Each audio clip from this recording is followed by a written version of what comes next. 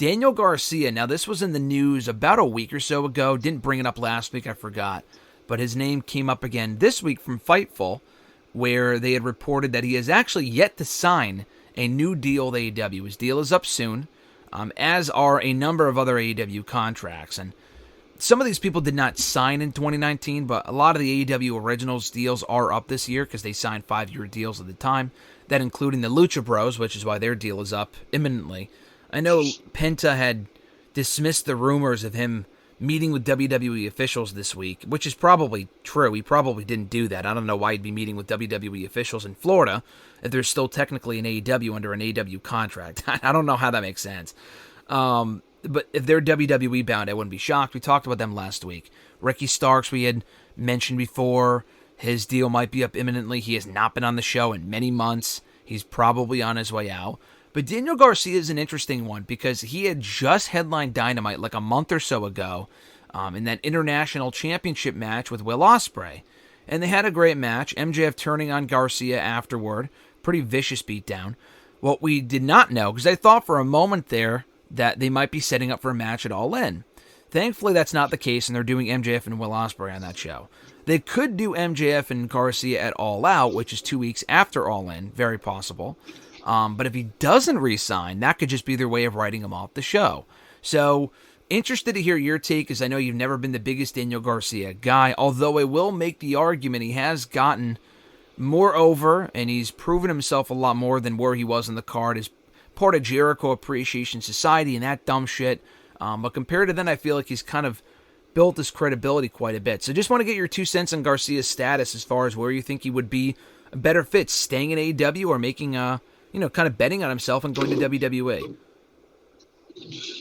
Yeah, I mean, I think since he's got all the Jericho stuff, I think he's obviously been a little bit better. He could probably quit the humping, but I mean, I get people love that stuff, but I think you could probably get away with that, but I think people would still like him. But I mean, if you're him, I feel like the best thing is to just weigh WWE against you got to leverage. I mean, I feel like AEW sees a lot in him. Like you said, he was just in the main event. I feel like they've been kind of propping him up or pushing him up the card. But at the end of the day, you also kind of have to weigh, if WWE has serious interest too, you just leverage one against the other. Then you just get yourself the best deal. I mean, I think in his situation, he's still very young, and like I said, he could go either way. But, I mean, if you're smart business-wise, you just kind of, if the interest is there from WWE, you just ping him back and forth and see the best deal you can get. I think that's probably the best course of action, and I'm surprised more people don't do that. We haven't seen many people, honestly, allow their contract to expire and then go back to said company. When Ricochet's contract was up, the rumor was that, he was going to allow his contract to expire and then he would see what offer he got from AEW. I mean, he could always go back. I mean, it's very possible. At this point, I kind of hope he doesn't. But it wasn't as if the idea was he would allow his contract to expire, see where he could get, the best offer, and then he would go back to WWE. He's probably on his way to AEW. Same thing with Bobby Lashley. They're TNA or AEW or whatever. Bobby Lashley probably is not coming back. Daniel Garcia, though, I don't know. You make a good point as far as you should allow yourself to hit free agency to make your value go up. I think WWE would want him just because he's been somewhat prominently featured in AEW. I think Shawn Michaels could do something with him. But what do you think the long-term development is, or rather the long-term outlook for a guy like Daniel Garcia in WWE? Very good worker. Character-wise, he's kind of put it together in recent years a little bit better. I think he has shown more potential recently than he did even 2 years ago when he was just a fucking boring wrestler on the show, in my opinion. He got over in the Bryan Danielson stuff, but then they failed to capitalize, and nothing new there. But, if he were to go to WWE, or NXT specifically, which is where he would probably be best suited, what do you think the long-term outlook is for a guy like him? I mean, like you said, I think he's young enough that I think, depending on working on the character and all that stuff, like I said, I think the move-wise, he has that down. I think it's just more the character and mic work and all that stuff, so I think going to NXT first obviously would be ideal, and then just kind of maybe put on a little bit more size. I think for WWE specifically, I think they'd like that a little bit more, but I mean, I think in-ring wise, he has it pretty down. I think it's just the other stuff that kind of like make you a superstar that he's kind of lacking currently.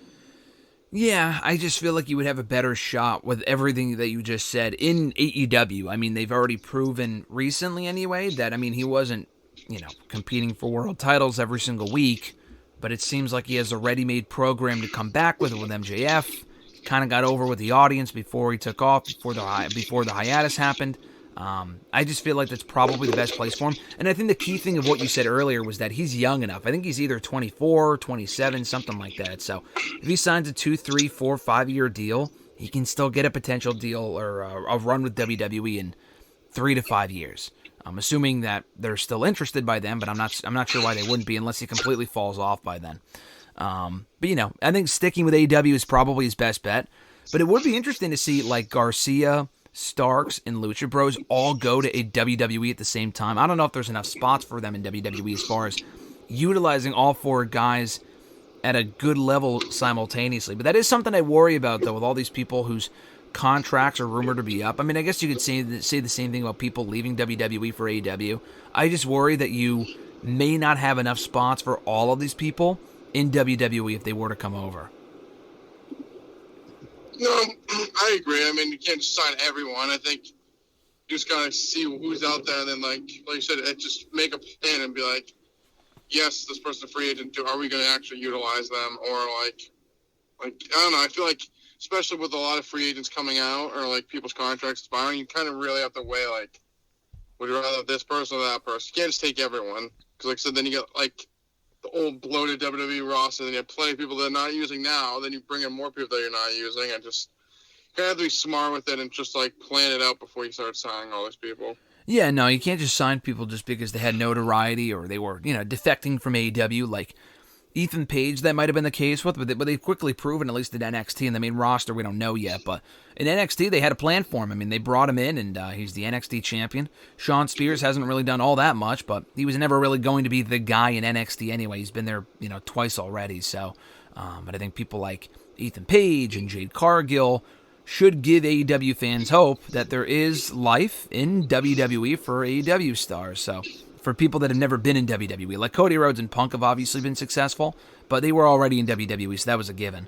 But like everyone else was kind of, you don't really know what you're going to get, but Ethan Page and Jade have had enough success in WWE where I think someone like a Ricky Starks, I think, belongs there. Daniel Garcia, I'm a little less optimistic about right now in WWE, but like Lucha Bros, Motor City Machine Guns, hopefully I think can do well in WWE with the right push and the right booking and whatnot, regardless of what brand they end up on.